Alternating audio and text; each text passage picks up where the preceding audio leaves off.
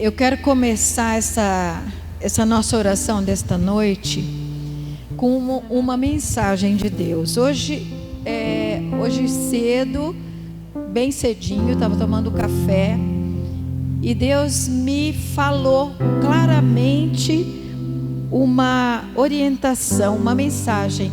E eu quero falar para você. Ele falou para mim, então é para minha vida, mas Ele disse para todos, para que a gente escute a voz de Deus. Eu quero ler essa passagem e quero trazer essa mensagem que Deus está falando aqui para você.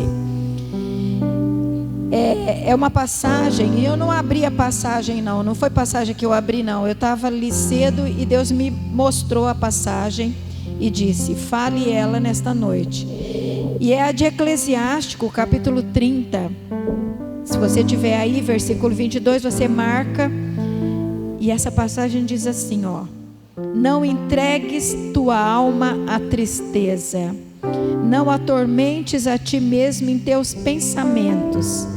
A alegria do coração é a vida do homem, e um inesgotável tesouro de santidade. A alegria do homem torna mais longa a sua vida. Tem compaixão de tua alma, torna-te agradável a Deus e ser firme. Concentra o teu coração na santidade e afasta a tristeza para longe de ti. E eu quero começar esta noite com essa passagem que Deus me trouxe e disse, afasta a tristeza da tua alma. Eu sei que estamos em momentos difíceis para todos, para o mundo todo. E o tempo inteiro nós escutamos coisas tristes, coisas ruins, coisas depressivas, coisas catastróficas. O tempo inteiro eu tenho escutado isso e eu sei que você também. E o que Deus me falava assim, não, você que crê em Deus, você que entregou a vida para Jesus, você que é cristão, afasta a tristeza da tua vida, da tua alma e da tua casa. Por isso, nesse primeiro momento, eu quero convidar você a fechar os olhos e renunciar a todo espírito de tristeza que tem vindo sobre as nossas vidas, mesmo que tenha acontecido alguma coisa bem ruim com você, porque a passagem não diz assim, afasta a tristeza se está tudo bem. Não, afasta a tristeza.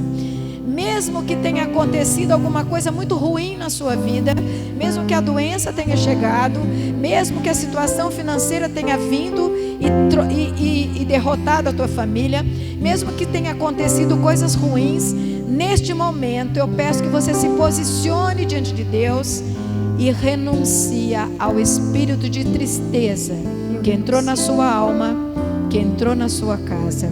E eu renuncio em nome de Jesus, pela minha vida, pela minha família, pela minha casa, por este grupo de oração. Eu renuncio o espírito de tristeza que veio para dentro da nossa vida, trazendo uma alma triste, uma alma deprimida, uma vida deprimida, uma família deprimida.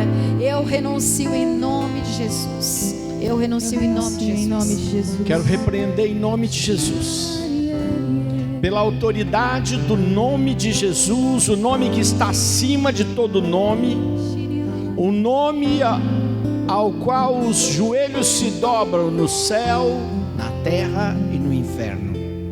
E é diante deste nome, proclamando o sangue de Jesus, que eu ordeno que todo espírito de tristeza saia da vida de todas as pessoas que nos acompanham e que irão nos assistir, que irão nos acompanhar no YouTube, no Facebook, em nome de Jesus.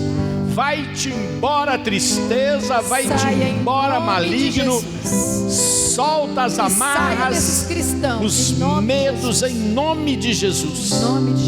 E eu suplico ao Santo Espírito de Deus que envie o fruto da alegria sobre todos aqueles que nos acompanham agora, para que nenhuma tristeza plante raízes. Amém. Oi, alabarincanta, alabaraxibirincanta, alabaraxibirincanta. Deus é mais.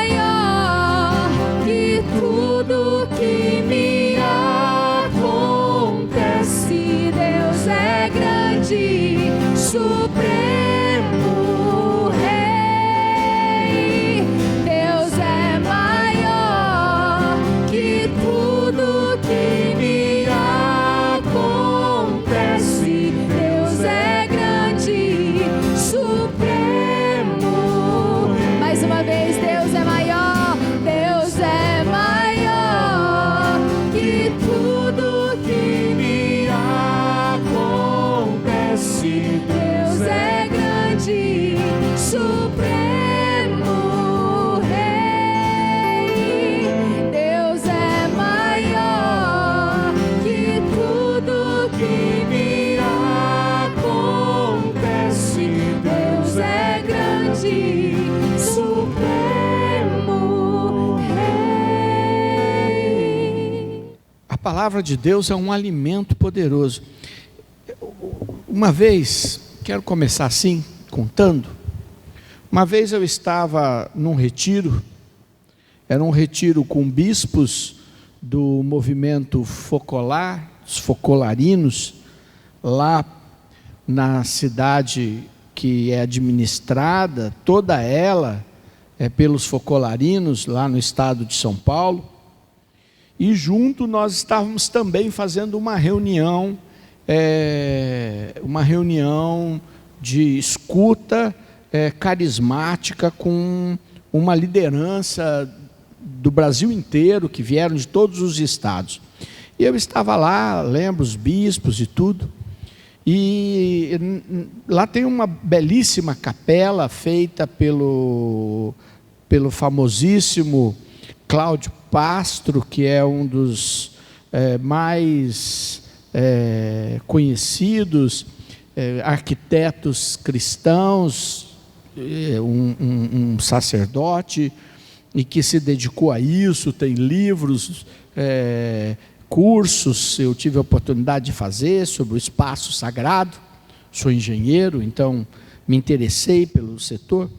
E quando você entra naquela capela, ela tem um altar bonito, assim, feito de uma pedra única, e tem um outro altar lá na entrada, onde fica a porta.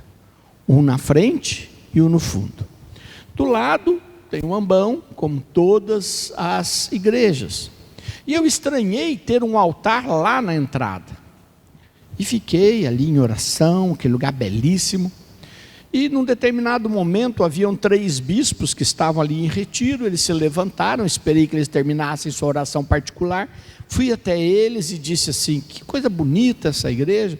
E aí um deles disse: eu venho sempre aqui, conheço tudo aqui, sou apaixonado por esse lugar. E aí eu perguntei para ele: por que tem um altar na entrada?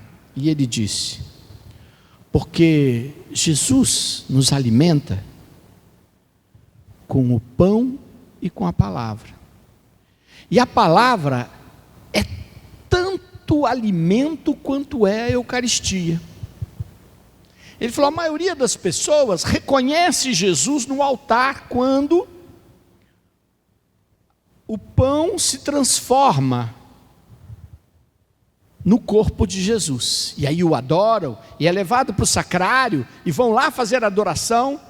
E ele disse: e a maioria das pessoas não percebe que quando a palavra é proclamada com a unção e anunciada, Jesus é o verbo que se fez carne e alimenta verdadeiramente. É como se você o comesse. Ele falou: por isso aqui nós temos um altar na entrada, aonde fica a palavra. Na Santa Missa a palavra era lida num ambão, igual aqui, o altar e o ambão. Mas lá, além destes 2, havia um altar na porta, para dizer para todo mundo. E aí ele lembrava, e eu já conhecia a história de Santo Antão, descrita por Santo Atanásio. Santo Atanásio Bispo conta a história de um dos primeiros eremitas, e mais famoso pelo menos, Santo Antão, lá de Alexandria, no Egito. E Santo Antão chega e lê a palavra quando entra na igreja, e quando ele lê a palavra, ele decide ir para o deserto, vai, deixa seus bens, dos quais ele tinha muito. Deus fala, e Deus age dentro.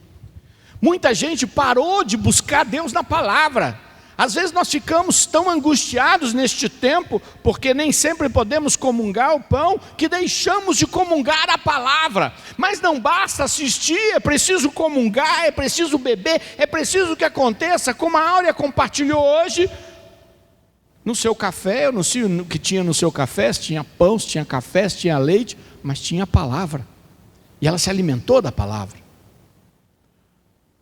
Ontem, no meu retiro que eu tenho feito, o retiro com os livros de Raniero Cantalamessa, cardeal Raniero, que se recusou a ser sagrado bispo, é cardeal sem ser bispo, porque o Papa o sagrou cardeal e ele falou que ele não podia ser bispo, porque ele não ia ser pastor, que ele queria continuar sendo um pobre de Assis, um capuchinho como foi a vida inteira, e que ele queria ter a liberdade de continuar pregando a palavra. E ele então diz, da sua experiência carismática, quando ele diz, e Deus me falou, e disse, eu estou derramando o meu espírito para que meu filho seja glorificado, e para que não tenha um movimento, um fundador, uma comunidade, mas para que haja um movimento do Espírito, e que todas as coisas sejam para glorificar Jesus. Como é forte a palavra. E eu fico olhando, e o texto que Deus me deu hoje, ele certamente é uma palavra forte. Está em Atos dos Apóstolos, no capítulo 17. E diz assim, versículo 1, capítulo 17 dos Atos dos Apóstolos. Passaram por Anfípolis e Apolônia, e chegaram a Tessalônica, onde havia uma sinagoga de judeus. Paulo dirigiu-se a eles segundo o seu costume, e por 3 sábados, disputou com eles, explicava e demonstrava a base das Escrituras, que era necessário que Cristo padecesse e ressurgisse dos mortos. E este Cristo é Jesus que eu vos anuncio, dizia São Paulo. Alguns deles creram e associaram-se a Paulo e Silas, como também uma grande multidão de prosélitos gentios e não poucas mulheres de destaque. Os judeus, tomados de inveja, ajuntaram alguns homens da plebe e com esta gente amotinaram a cidade, assaltaram a casa de Jasão, procurando-os para o entregar ao povo. Mas como não os achassem, arrastaram Jasão e alguns irmãos à presença dos magistrados, clamando: estes homens amotinam todo mundo, estão agora aqui, e Jasão os acolheu. Todos eles contrariam os decretos de César, proclamando outro rei, Jesus. Assim, excitavam o povo e os magistrados, e só depois de receberem uma caução de Jasão e dos outros, é que os deixaram ir. Palavra do Senhor. Eu fico olhando e vendo como é que as coisas funcionam. São Paulo e Silas chegaram àquela região, tinham vindo, chegaram. Onde eles foram? Aonde o povo se reunia para partilhar as Escrituras. Foram a uma sinagoga. Chegaram lá, como costume, só no sábado, eles iam no sábado. Semana toda ali, se virando, não sei como estavam vivendo, a palavra não diz, talvez trabalhando com as tendas, talvez gastando alguns recursos que eles haviam recebido, algumas manifestações dessas no Atos dos Apóstolos. E no sábado, São Paulo ia lá e falava para eles: olha, eu quero contar para vocês, as Escrituras falam da morte e ressurreição do enviado, da morte e ressurreição do Filho de Deus, e esse Filho de Deus é Jesus, e ele já veio. E São Paulo foi, e depois de 3 semanas, alguns passaram a acreditar nele. Mas além destes alguns judeus, o povo começou a acreditar nele, os gentios e algumas mulheres que eram de condição econômica importante na cidade, quer dizer, povo, judeu, não judeu, mulheres da sociedade, muitos de repente haviam aceitado Jesus. E o que aconteceu diante disso? A inveja. Você que pensa, o que São Paulo fez para eles terem inveja? São Paulo não tinha dinheiro? São Paulo não pediu dinheiro para eles?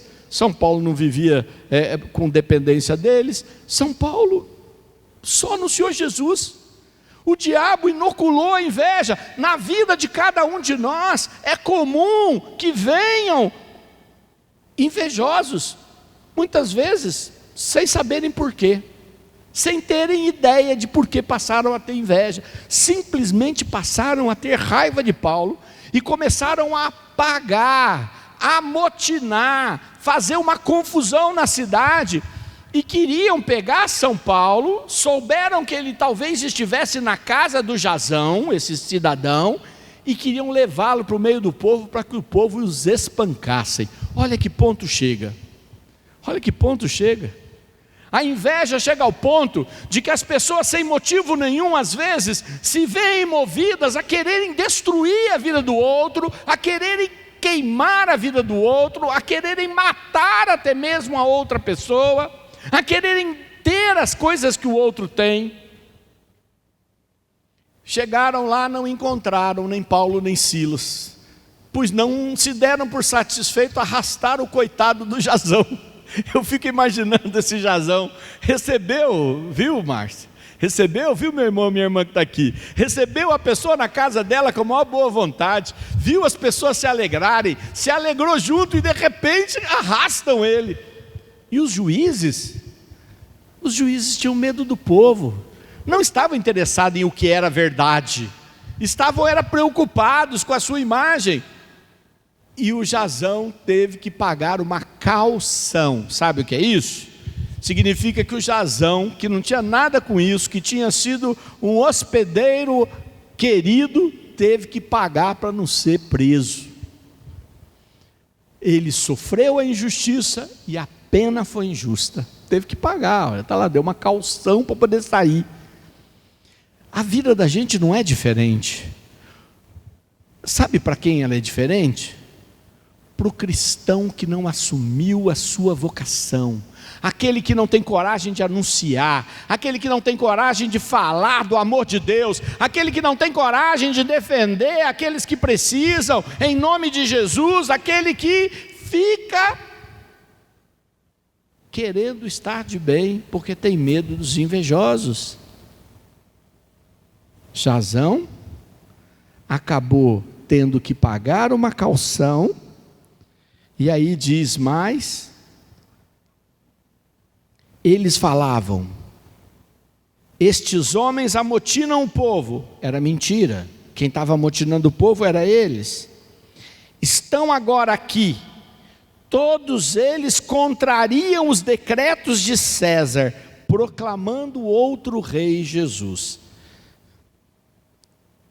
Jesus não queria o lugar de César, Jesus já é rei, dono de tudo. Eles inventaram uma baita mentira para poder colar.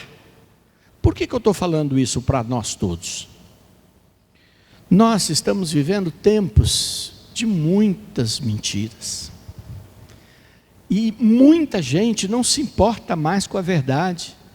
Quando pensa diferente do outro, quer colar nele uma mentira, quer colar nele uma falsidade para destruir. Os tempos de hoje não são diferentes daquele tempo. Sem razão, as pessoas passam a quererem destruir umas às outras. Nós cristãos temos que fazer a diferença. Nós não podemos querer destruir, não podemos querer desfazer de ninguém, e devemos ficar atentos. O que teria acontecido se Paulo e Silas tivessem sido pegos na casa de Jasão?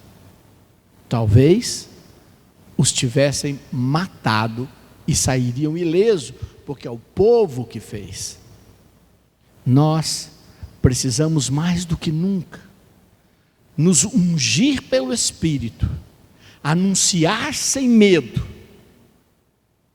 e pedirmos a sabedoria para escaparmos das ciladas do maligno, que usa muitas vezes as pessoas. É verdade, infelizmente. E que você, eu, cada um de nós, não acabemos sendo usados pelo maligno ou sendo inoculados com o veneno da inveja. Feche os teus olhos aí na sua casa e pensa agora. Coloca Jesus na frente. Coloca a alegria de Nossa Senhora atrás. E repreende toda ação invejosa contra a sua vida e sua casa. Quantas coisas você não tem ideia de onde chegam para destruir. Mas a inveja foi o início e o princípio destas coisas. Às vezes você diz, mas eu não sou tudo isso, por que teriam inveja de mim? Pois é, a inveja não precisa de motivo. Ela precisa de inspiração diabólica. Foi o que aqueles judeus tiveram contra Paulo.